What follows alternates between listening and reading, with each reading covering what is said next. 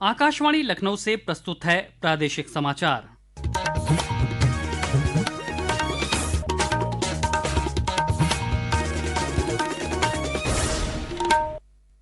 मुख्य समाचार। केंद्रीय मंत्रिमंडल ने जेवर हवाई अड्डे के पास सेमीकंडक्टर इकाई स्थापित करने को दी स्वीकृति। मुख्यमंत्री योगी आदित्यनाथ ने कहा, सेमीकंडक्टर उत्पादन का केंद्र बन रहा है उत्तर प्रदेश। राष्ट्रपति द्रौपदी मुर्मू को तीनों सेनाओं के प्रमुखों ने ऑपरेशन सिंदूर के बारे में दी जानकारी। राष्ट्रपति ने कहा, आतंकवाद के विरुद्ध भारत की कार्रवाई उल्लेखनीय सफलता। मुख्यमंत्री ने आज लखनऊ में तिरंगा यात्रा में शामिल होकर सेना के शौर्य को दी सलामी। तनाव के दौरान पूरे देश को एकजुट रखने के लिए प्रधानमंत्री का जताया आभार। और बर्ड फ्लू के खतरे के चलते राज्य के सभी प्राणी उद्यान 20 मई तक के लिए बंद। केंद्रीय चिड़ियाघर प्राधिकरण ने 5 सदस्यीय जांच टीम का किया गठन। नमस्कार, प्रदेश के समाचारों के साथ मैं शैलेंद्र और अब समाचार विस्तार से। प्रधानमंत्री नरेंद्र मोदी की अध्यक्षता में हुई मंत्रिमंडल की बैठक में उत्तर प्रदेश के जेवर हवाई अड्डे के पास एक सेमीकंडक्टर इकाई स्थापित करने को स्वीकृति दे दी है। सूचना और प्रसारण मंत्री अश्विनी वैष्णव ने बताया कि देश में 5 सेमीकंडक्टर इकाइयों का निर्माण पहले से ही जारी है। उन्होंने कहा कि इस छठी सेमीकंडक्टर इकाई के साथ भारत रणनीतिक रूप से महत्वपूर्ण सेमीकंडक्टर उद्योग को विकसित करने की अपनी यात्रा में आगे बढ़ रहा है। जो भारत का छठा सेमीकंडक्टर यूनिट बनेगा वो जेवर उत्तर प्रदेश में बन रहा है, उसको अप्रूव किया है। आप सब जानते हो कि अब तक 5 सेमीकंडक्टर की यूनिट्स इंडिया सेमीकंडक्टर मिशन के तहत बहुत तेजी से उसमें कंस्ट्रक्शन चल रहा है उन 5 में। उसी कड़ी में एक और बहुत ही एडवांस्ड यूनिट है जो कि HCL आप जानते हैं, हिंदुस्तान कंप्यूटर्स लिमिटेड, और फॉक्सकॉन जो दुनिया का सबसे बड़ा इलेक्ट्रॉनिक्स मैन्युफैक्चरर है, उन दोनों का ज्वाइंट वेंचर है। मुख्यमंत्री योगी आदित्यनाथ ने मंत्रिमंडल के इस फैसले के लिए प्रधानमंत्री का आभार जताया है। अपनी सोशल मीडिया पोस्ट में उन्होंने लिखा कि आत्मनिर्भर भारत की दिशा में ये निर्णय एक ऐतिहासिक कदम है। उन्होंने लिखा कि भारत अब सेमीकंडक्टर विनिर्माण में वैश्विक नेतृत्व की ओर बढ़ रहा है। वहीं उत्तर प्रदेश उच्च स्तरीय इलेक्ट्रॉनिक्स और सेमीकंडक्टर उत्पादन के केंद्र के रूप में उभर रहा है। 3,700 करोड़ रुपए के निवेश से बनने वाली इस इकाई में मोबाइल फोन, लैपटॉप और वाहनों के डिस्प्ले ड्राइवर चिप्स का निर्माण होगा। प्रमुख रक्षा अध्यक्ष जनरल अनिल चौहान, सेना प्रमुख जनरल उपेंद्र द्विवेदी, वायुसेना प्रमुख air chief marshal AP Singh और नौसेना प्रमुख एडमिरल दिनेश के त्रिपाठी ने आज राष्ट्रपति द्रौपदी मुर्मू से मुलाकात कर उन्हें ऑपरेशन सिंदूर के बारे में जानकारी दी। राष्ट्रपति ने अपनी सोशल मीडिया पोस्ट में आतंकवाद के विरुद्ध भारत की उल्लेखनीय सफल कार्रवाई के लिए भारतीय सशस्त्र बलों की वीरता और समर्पण की सराहना की। सीमा सुरक्षा बल के जवान पूनम कुमार शॉ आज सुबह भारत लौट आए हैं। 23 अप्रैल को पंजाब के फिरोजपुर सेक्टर में अंतर्राष्ट्रीय सीमा पार करने के बाद उन्हें पाकिस्तानी रेंजरों ने गिरफ्तार कर लिया था। सीमा सुरक्षा बल के सूत्रों ने उनकी वापसी की पुष्टि की है। गिरफ्तार किए जाने के दौरान वे सीमा बाड़ के निकट काम कर रहे किसानों की रक्षा करने वाली टीम का हिस्सा थे। प्रधानमंत्री नरेंद्र मोदी के नेतृत्व में ऑपरेशन सिंदूर के जरिए भारतीय सेना ने आतंकवाद के खिलाफ कड़ी कार्रवाई कर देश का मान बढ़ाया है। Retired major general Vimlesh Tiwari ने कहा कि सेना की कार्रवाई से पूरे देश में राष्ट्र प्रथम का भाव बढ़ा है और आतंकवाद के खिलाफ देश एकजुट हुआ है। ऑपरेशन सिंदूर का कार्यान्वयन भारतीय सशस्त्र बलों की अद्वितीय सामरिक एकता, सामरिक क्षमता और सामर्थ्य को प्रदर्शित करता है। इसने पूरे देश को एकजुट कर दिया है। साथ साथ पाकिस्तान जैसे आतंकवादी देशों और समस्त विश्व के देशों के लिए भी यह एक महत्वपूर्ण संदेश है कि भारतीय सेनाएं हर प्रकार की सामरिक चुनौतियों के लिए और राष्ट्र की सुरक्षा के लिए सदैव तत्पर हैं और पूरी तरह से सक्षम हैं। देश में ऐसा गर्व का माहौल बना है और हमारी सेनाओं की तरफ सबकी भावना और ज्यादा बढ़ गई है। मुख्यमंत्री योगी आदित्यनाथ ने आज लखनऊ में आयोजित भारत शौर्य तिरंगा यात्रा का नेतृत्व किया। ये यात्रा ऑपरेशन सिंदूर की सफलता के बाद सेना के शौर्य को सलामी देने के लिए निकाली जा रही है। इस अवसर पर मुख्यमंत्री ने भारत पाकिस्तान के बीच तनाव के दौरान पूरे देश को एकजुट रखने के लिए प्रधानमंत्री नरेंद्र मोदी का आभार जताया। उन्होंने कहा कि जिस तरह भारतीय सेना ने हर मोर्चे पर पाकिस्तान को मजबूती से जवाब दिया, उससे दुनिया भर में ये संदेश गया कि भारत की तरफ आंख उठाने वालों को बख्शा नहीं जाएगा।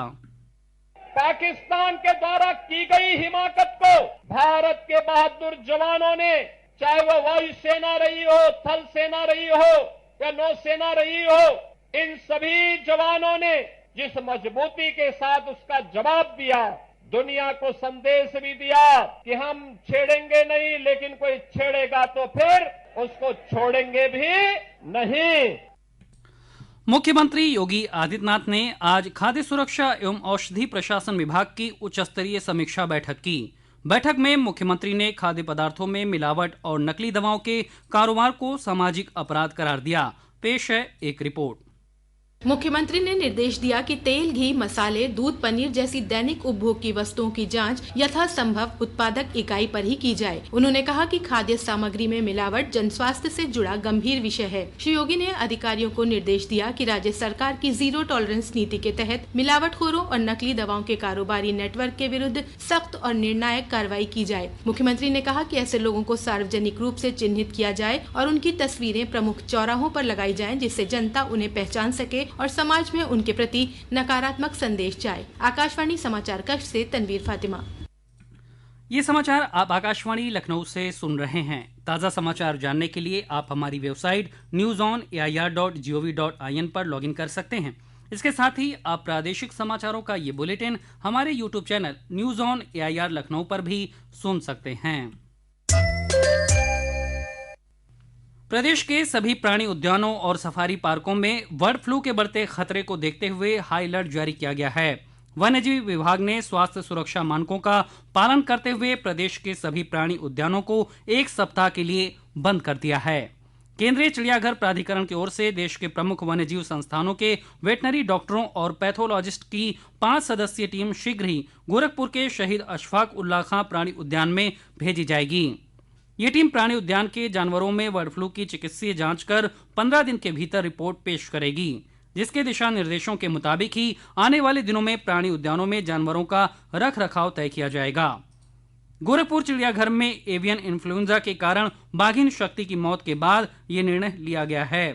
प्रदेश के वन राज्य मंत्री अरुण सक्सेना ने कहा कि सभी चिड़ियाघरों में नियमित सैनिटाइजेशन का कार्य किया जा रहा है ताकि वायरस के प्रसार को रोका जा सके।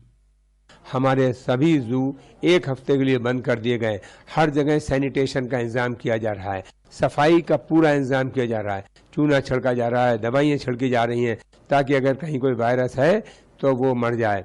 लोगों के लिए जू इसलिए बंद कर दिया गया ताकि औरों में ना फैले, किसी मानव में ना फैले। उसके अलावा जानवरों का जहाँ से खाना आता है उसकी भी जाँच की जा रही है कि आखिर कहाँ से ये वायरस आया और कैसे फैला।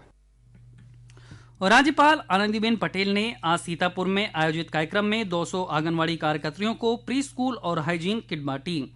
साथ ही लाभार्थियों को पोषण पोटली, आयुष्मान कार्ड और पीएम किसान सम्मान निधि प्रमाण पत्र प्रदान किए। इस अवसर पर राज्यपाल ने विद्यालयों और विश्वविद्यालयों में दी जा रही शिक्षा की गुणवत्ता की सतत निगरानी की आवश्यकता पर बल दिया।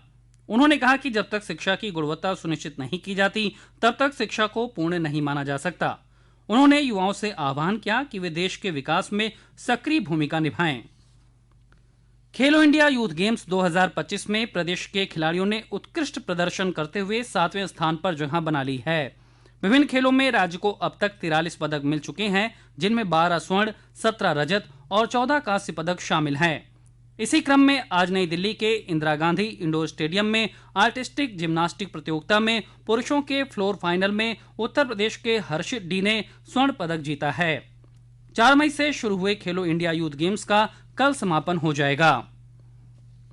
प्रदेश में पड़ रही भीषण गर्मी से लोग बेहाल हैं। मौसम विभाग के मुताबिक राज्य के अधिकांश हिस्सों में आज अधिकतम तापमान 40 डिग्री के पार पहुंच गया। वाराणसी में सर्वाधिक 43 डिग्री सेल्सियस तापमान दर्ज किया गया, जबकि झांसी में तापमान 42.2 डिग्री सेल्सियस रहा। विभाग ने कल से 18 मई तक प्रदेश में लू का येलो अलर्ट जारी किया है। हालांकि 17 मई से तराई क्षेत्रों में बारिश की संभावना है, जिससे तापमान में 2 से 3 डिग्री सेल्सियस की कमी आएगी। और अंत में मुख्य समाचार एक बार फिर। केंद्रीय मंत्रिमंडल ने जेवर हवाई अड्डे के पास सेमीकंडक्टर इकाई स्थापित करने को दी स्वीकृति। मुख्यमंत्री योगी आदित्यनाथ ने कहा, सेमीकंडक्टर उत्पादन का केंद्र बन रहा है उत्तर प्रदेश। राष्ट्रपति द्रौपदी मुर्मू को तीनों सेनाओं के प्रमुखों ने ऑपरेशन सिंदूर के बारे में दी जानकारी। राष्ट्रपति ने कहा, आतंकवाद के विरुद्ध भारत की कार्रवाई उल्लेखनीय सफलता। मुख्यमंत्री ने आज लखनऊ में तिरंगा यात्रा में शामिल होकर सेना के शौर्य को दी सलामी। तनाव के दौरान पूरे देश को एकजुट रखने के लिए प्रधानमंत्री का जताया आभार। और बर्ड फ्लू के खतरे के चलते राज्य के सभी प्राणी उद्यान 20 मई तक के लिए बंद। केंद्रीय चिड़ियाघर प्राधिकरण ने 5 सदस्यीय जांच टीम का किया गठन। इसी के साथ प्रादेशिक समाचारों का ये बुलेटिन समाप्त हुआ। अगला बुलेटिन रात 8 बजे FM पर प्रसारित किया जाएगा। नमस्कार।